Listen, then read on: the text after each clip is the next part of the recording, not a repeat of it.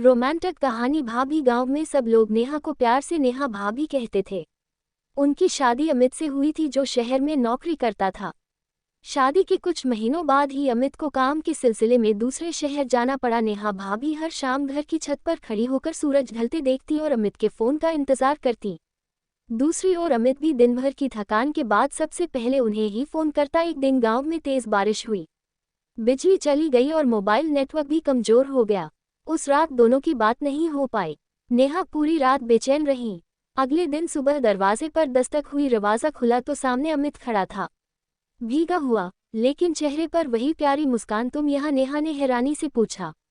अमित हंसते हुए बोला, कल बात नहीं हो पाई तो लगा कि फोन का इंतजार कराने से अच्छा है खुद ही आ जाऊं। नेहा की आंखों में खुशी के आंसू आ गए। पूरे परिवार के बीच दोनों की मुस्कान ही उनके प्यार की सबसे खूबसूरत निशानी थी। उस दिन नेहा को एहसास हुआ कि सच्चा रोमांस बड़े बड़े वादों में नहीं, बल्कि छोटी छोटी परवाहों में छिपा होता है। राहुल अपने बड़े भाई और भाभी के साथ रहता था। उसकी भाभी सोनिया पूरे घर का बहुत ध्यान रखती थी। राहुल उन्हें हमेशा सम्मान देता था और उन्हें परिवार की सबसे समझदार सदस्य मानता था। एक दिन राहुल उदास बैठा था। उसकी नौकरी का इंटरव्यू अच्छा नहीं गया था। सोनिया भाभी ने उसकी परेशानी समझ ली। हार मानने से मंजिल नहीं मिलती, उन्होंने मुस्कुराकर कहा। कभी कभी सफलता बस एक कोशिश दूर होती है। उनकी बात राहुल के दिल को छू गई। उसने फिर मेहनत शुरू की।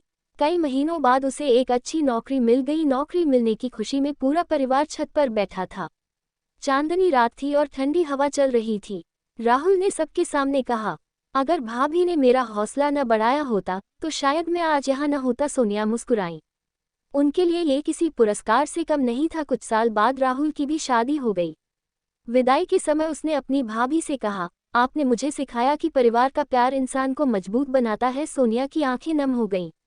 उन्होंने कहा, बस हमेशा खुश रहना, यही मेरी दुआ है। उस रात चांद आसमान में चमक रहा था और परिवार के बीच का स्नेह पहले से भी ज्यादा गहरा हो चुका था। रोहित शहर में एक छोटी सी दुकान में काम करता था। उसका सपना था कि वह एक दिन अपना खुद का व्यवसाय शुरू करे, लेकिन पैसों की कमी हमेशा रास्ता रोक देती थी। घर में उसकी भाभी अंजलि रहती थी, जो बहुत समझदार और मेहनती थी। वे घर के हर छोटे बड़े काम को संभालती थी और परिवार को जोड़े रखती थी। एक दिन रोहित ने हिम्मत करके बैंक से लोन लेने की कोशिश की, लेकिन वहां से भी उसे निराशा मिली।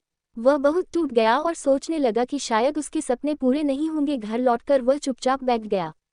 अंजलि ने उसकी हालत देख ली। उन्होंने बिना ज्यादा सवाल किए उसके सामने एक पुराना कपड़ा और सुई धागा रख दिया। रोहित ने हैरानी से पूछा, ये क्यों? अंजलि ने शांत आवाज में कहा, देखो, ये कपड़ा फटा हुआ है, लेकिन अगर धैर्य से सिले तो फिर से काम आ सकता है।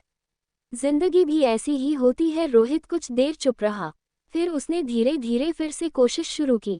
छोटे छोटे कामों से पैसे जोड़ने लगा। महीनों बाद उसने एक छोटी सी दुकान खोल ली, जहां वह मोबाइल रिपेयर का काम करता था।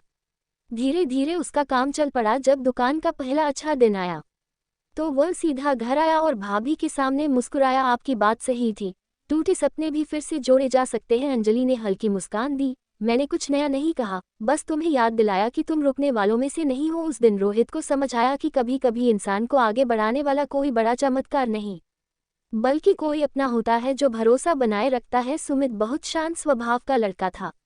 वह ज्यादा किसी से बात नहीं करता था और अपने अंदर ही सब बातें दबा लेता था।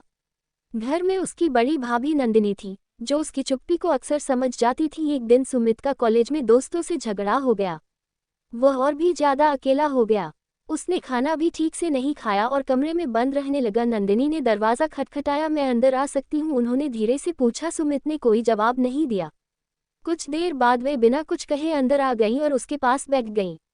उन्होंने बस एक कप चाय उसके सामने रख दी। थोड़ी देर बाद नंदिनी बोली, हर चुप्पी कमजोरी नहीं होती, लेकिन हर दर्द को अकेले ढोना भी जरूरी नहीं। सुमित ने पहली बार उनकी तरफ देखा, लेकिन कुछ कहा नहीं। अगले दिन नंदिनी उसे अपने साथ पास के छोटे से मंदिर ले गई।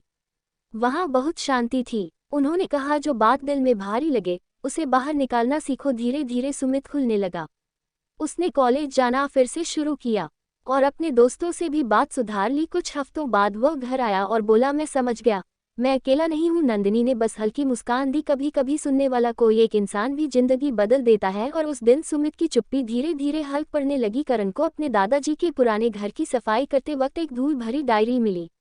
वह बहुत पुरानी थी, लेकिन संभाल कर रखी गई थी। घर में उसकी भाभी ईशा थी, जो किताबें पढ़ने की शौकीन थी। उन्होंने डायरी देखते ही कहा, इसे पढ़ो मत, पहले समझो। करण ने हैरानी से पूछा, क्यों? ईशा ने बस इतना कहा, कुछ यादें पढ़ने से ज़्यादा महसूस करने के लिए होती है। लेकिन करण की जिज्ञासा बढ़ चुकी थी। उसने डायरी खोल दी। उसमें उसके दादाजी के पुराने दिन लिखे थे, संघर्ष, गरीबी और एक ऐसा दोस्त जो अचानक गायब हो गया था। आखिरी पन्ने पर एक नाम लिखा था, अगर मैं कभी लौट ना पाऊं तो सच ईशा को पता होना चाहिए। करण चौंक गया। ये वही नाम था जो उसकी भाभी का भी था, लेकिन सालों पुराना संदर्भ अलग था। उसने ईशा से पूछा तो वे कुछ देर चुप रही, फिर धीरे से बोली, तुम्हारे दादाजी और मेरे पिता बहुत अच्छे दोस्त थे, लेकिन एक गलतफहमी ने दोनों परिवारों को अलग कर दिया। करण को समझ आया कि उसके घर में जो रिश्ते आज शांत दिखते हैं, उनके पीछे कितना पुराना दर्द छिपा है। उसने तय किया कि वह दोनों परिवारों के बीच की दूरी को खत्म करेगा। कुछ हफ्तों बाद दोनों परिवार एक छोटे से समारोह में फिर मिले।